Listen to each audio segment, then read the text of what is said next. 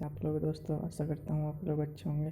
तो दोस्तों, जैसा कि आप जानते हैं, हम अपने वीडियो में बीएड फर्स्ट ईयर की क्लास चला रहे हैं। और दोस्तों, पीछे की 2 क्लास हम करा चुके हैं, जिसमें वैदिक कालीन शिक्षा के बारे में हमने बताया। तो दोस्तों, आज जो लेकर आए हम वैदिक कालीन शिक्षा के बाद जो आपकी शुरू होती है वो आपको दिख रहा होगा, यह है बौद्धकालीन शिक्षा एवं उद्देश्य, यानी बौद्धकालीन शिक्षा और उसके उद्देश्य। तो दोस्तों, जैसा कि आप जानते होंगे, ये चैप्टर जो है समकालीन भारत और शिक्षा का है। तो दोस्तों, आगे बढ़ते हैं वीडियो में। दोस्तों, यहाँ पे यूनिट फर्स्ट में आपको पहले करा दिया था वैदिक कालीन शिक्षा, उसके उद्देश्य, उसके महत्व और उसके दोस्तों हमारी पिछले वीडियो में है, जो आप प्ले लिस्ट में जाकर देख सकते हो। दोस्तों, यहाँ पे अब आ जाती है बौद्धकालीन शिक्षा क्या और बौद्धकालीन शिक्षा के उद्देश्य क्या होता है। दोस्तों, चलते हैं आगे, वीडियो में बढ़ते हैं। दोस्तों, यहाँ पे देखिए, प्राचीन कालीन भारत में पहले वैदिक काल शिक्षा और उसके बाद बौद्धकालीन शिक्षा प्रणाली का आरंभ हुआ। यानी सबसे पहले जो हमारे देश में कौन सी शिक्षा थी, वो वैदिक कालीन शिक्षा थी, और उसके बाद बौद्धकालीन शिक्षा प्रारंभ हुई। फिर बौद्ध शिक्षा प्रणाली संसार की सर्वश्रेष्ठ शिक्षा प्रणाली मानी जाती थी। यह वैदिक काल से भी श्रेष्ठ थी, किंतु यह मानना कि वह शिक्षा प्रणाली आज भी इतनी ही उपयोगी है जितने उस समय में थी। तो दोस्तों, ये बताया जाता है, ये मानते हैं कि आधुनिक युग में भी इस प्रणाली को बहुत अधिक महत्व दिया गया है, यानी ये श्रेष्ठ प्रणाली मानी गई है। तो इसके बाद आगे बढ़ते हैं दोस्तों। चूँकि दोस्तों आपको पता है दोस्तों, ये वैदिक कालीन शिक्षा के बाद दूसरी शिक्षा प्रणाली थी बौद्धकालीन शिक्षा प्रणाली। और इसके बाद दोस्तों हम आगे बढ़ते हैं। इसमें क्या था दोस्तों, यद्यपि बौद्धकालीन शिक्षा का मुख्य उद्देश्य बौद्ध धर्म का प्रचार प्रसार करना था तथा चरित्र का विकास तथा जीविका की तैयारी करना आदि था। से क्या था, यहाँ पे बौद्धकालीन शिक्षा में क्या होता था कि चरित्र का निर्माण पर भी अधिक दिया जाता था। इसके बाद दोस्तों, इस कालीन शिक्षा का हमारे देश प्राचीन सभ्यता के रूप में माना जाता है। बौद्धकालीन शिक्षा के उद्देश्य निम्न प्रकार जान जा सकते हैं, यानी हम इन उद्देश्यों को नीचे दिए गए अनुसार हम जान सकते हैं। तो दोस्तों, आगे बढ़ते हैं वीडियो में। सबसे पहला उद्देश्य आ जाता है आपका, जो बौद्धकालीन शिक्षा का उद्देश्य था, नैतिक चरित्र का निर्माण। यानी दोस्तों, ऐसे कह सकते हैं, जो हम कार्य करते हैं अपने समाज में, तो सभी हमें कार्य समाज के हिसाब से नैतिक कार्य करने पड़ते हैं, जिससे हमारे सामाजिक स्थिति को कोई क्षति ना पहुँचे और कोई हानि ना पहुँचे। यानी जो हमारे समाज नियम कानून बना देते हैं, उनके हिसाब से हमें नैतिक चरित्र का निर्माण करना होता। तो इसमें बताया गया, बौद्धकालीन शिक्षा का सबसे महत्वपूर्ण उद्देश्य छात्रों का चारित्रिक विकास करना था तथा शिक्षा की सहायता से छात्रों में कर्तव्य पालन, सत्य बोलना, धर्माचरण, नैतिक गुणों का विकास करना था। यानी इस एक शिक्षा के अंतर्गत क्या था कि बच्चों को ताकि बच्चों का चारित्रिक विकास हो सके और सत्य बोल सके।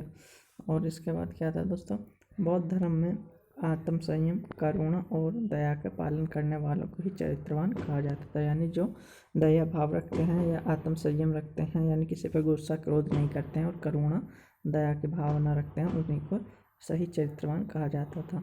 चरित्र निर्माण के लिए मठों विहारों में छात्रों से प्रारंभ से ही 10 नियमों का पालन कराया जाता था। यानी दोस्तों, आप जानते होंगे कि बौद्धकालीन शिक्षा में क्या था कि मठों और विहारों में शिक्षा दी जाती है, जबकि वैदिक कालीन में यह था दोस्तों कि वहाँ आश्रमों में शिक्षा दी जाती थी। तो इसमें क्या था दोस्तों, इसके बाद नियम का पालन कराया जाता था। उन्हें सादा जीवन जीने के लिए विनयपूर्ण व्यवहार करने हेतु प्रशिक्षण दिया जाता था और बुरे कर्मों से दूर रखा जाता था। यानी कुल मिलाकर दोस्तों, ऐसे कह सकते हैं कि सभी जो सामाजिक सही कार्य हैं उनको बारे में इन्हें सिखाया जाता था। इसके बाद दोस्तों, आगे बढ़ते हैं। नंबर 2 पर आता है ज्ञान का विकास करना, जो इसका दूसरा मुख्य उद्देश्य रहा है। जिस तरह से महात्मा बुद्ध के अनुसार इस संसार के संपूर्ण दुखों का कारण अज्ञान माना जाता है। यानी महात्मा बुद्ध के अनुसार जो भी हमारे संसार में या हमारे जीवन में दुख आते हैं वो अज्ञानता के कारण आते हैं। इसलिए उन्होंने निर्वाण की प्राप्ति हेतु सच्चे ज्ञान के विकास पर बल दिया है। यानी हम इन दुखों से यदि दूर हों तो उसके लिए हमें क्या जरूरी है? ज्ञान जरूरी है भगवान बुद्ध के अनुसार। तो इसके बाद क्या था दोस्तों? बौद्ध धर्म में सर्वप्रथम उद्देश्य आदर्श था, लेकिन ध्यान से उनका तात्पर्य कुछ अलग था। वैदिक काल में वेद ग्रंथों को ज्ञान को सच्चा ज्ञान माना जाता था, परंतु आज सामान्यतः वस्तुतः जगत के स्पष्ट ज्ञान को पता है।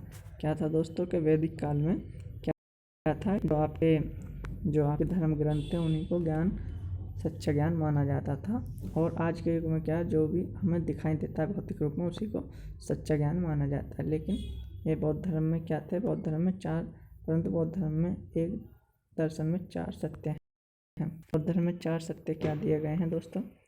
नंबर 1 यहाँ पर लिखा हुआ, संसार दुख में है, यानी संसार में दुख है, इन दुखों का निवारण संभव है। यानी ये नहीं है कि संसार में दुख है तो उनका निवारण नहीं है, उनका निवारण संभव है। नंबर 3, इन दुखों से छुटकारा पाना ही निर्वाण है। यानी जिसने निर्वाण प्राप्त कर लिया यानी वो दुखों से छुटकारा पा गया। इस निर्वाण की प्राप्ति हेतु नंबर 4 होता है, इस निर्वाण की प्राप्ति हेतु नहीं मनुष्य मात्र कल्याण करना ही आवश्यक है। यानी यदि आप निर्वाण प्राप्त करना चाहते हो तो आपको करना क्या? कुछ विशेष नहीं करना। जो मनुष्य हैं उनका हमेशा कल्याण करना। कोई किसी प्रकार का मनुष्य है उसका हमेशा आपको कल्याण करना। तो ये भगवान बुद्ध के अनुसार निर्वाण प्राप्त करने की विधि बताई गई है। चलते हैं दोस्तों, तो यहाँ पे नंबर 3 आपका आ जाता है।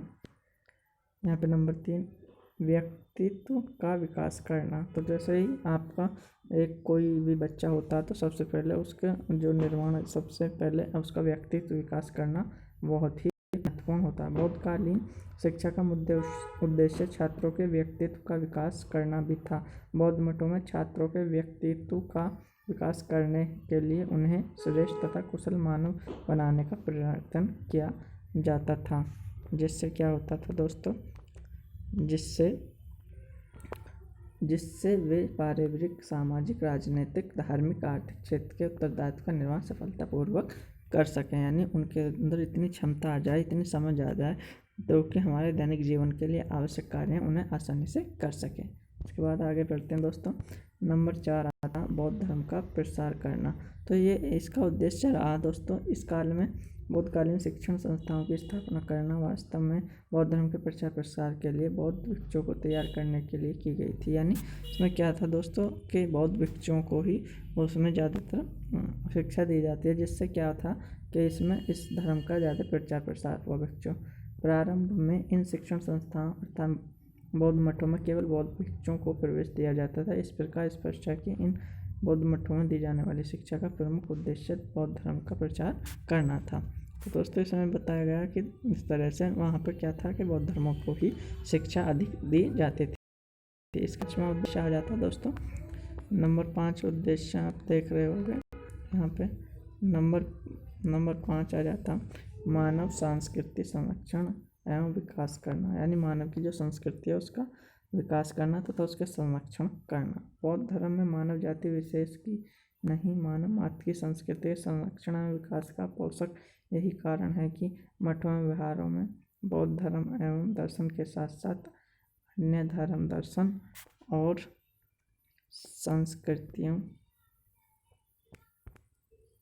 संस्कृतियों का अध्ययन की व्यवस्था की गई थी। उस काल में सैकड़ों विद्वान प्राचीन साहित्य के संरक्षण में और नवीन साहित्य के निर्माण कार्य में लगे थे। तो दोस्तों इसमें ये भी था कि ये नहीं था कि विशेषकर क्या बौद्ध धर्म आ गया तो उस बौद्ध धर्म के बारे में विशेष चर्चा हो, लेकिन इसमें यह भी था कि जो प्राचीन ग्रंथ वगैरह जो विद्वान थे उन्हें प्राचीन ग्रंथों को हस्तलिखित करने की आज्ञा भी थी। यानी जो अपने प्राचीन धर्म ग्रंथ हैं उनको भी बढ़ावा दिया जाता था, जिसमें क्या था वो भिन्न भिन्न भाषाओं का उन्हें अनुवाद करते थे। इसमें मानव संस्कृति के संरक्षण के विकास में उपयुक्त सहायता हुई। इसके बाद नंबर 4 आ जाता दोस्तों जीवन के लिए तैयार करना। तो ये आ जाता नंबर 6 जीवन के लिए तैयार करना। बौद्धकालीन शिक्षा का मुख्य उद्देश्य छात्रों का आने वाले जीवन के लिए तैयार करना रहा। बौद्धकालीन शिक्षा व्यवस्था में छात्रों को जीवन उपयोगी ज्ञान प्रदान करके जीविका उपार्जन के लिए प्रशिक्षित किया जाता था। तो दोस्तों इसमें यह भी था कि जो आप दैनिक जीवन में कार्य करते हैं उन सभी के बारे में भी ज्ञान दिया जाता था। ये नहीं था कि आप विशिष्ट प्रकार किताबी ज्ञान को ही प्राप्त कर सकें। जो उपार्जन के लिए प्रशिक्षित किया जाता था, जिससे छात्रगण अपने गृहस्थ जीवन को सुचारू रूप से चलाने के लिए प्रशिक्षित हो सकें। विहारों में कृषि, पशुपालन, कला कौशल, वाद्य शिक्षा की उचित व्यवस्था की गई थी। यानी ये नहीं था दोस्तों कि धर्म ग्रंथों में ही इसका प्रचार प्रसार या अध्ययन किया जाता था। इसमें कई तरह की शिक्षाओं से लैस ये होता था। आगे चलते हैं दोस्तों, नंबर 7 चलते हैं दोस्तों। नंबर 7 पर आता सामाजिक आचरण की शिक्षा।